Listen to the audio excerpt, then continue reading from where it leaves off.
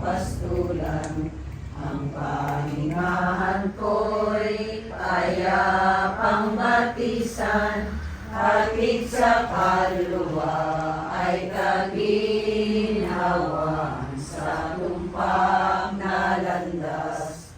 Siya ang patnubay, ang Panginoon ay aking pastor, pinagiginhawa akong lubos.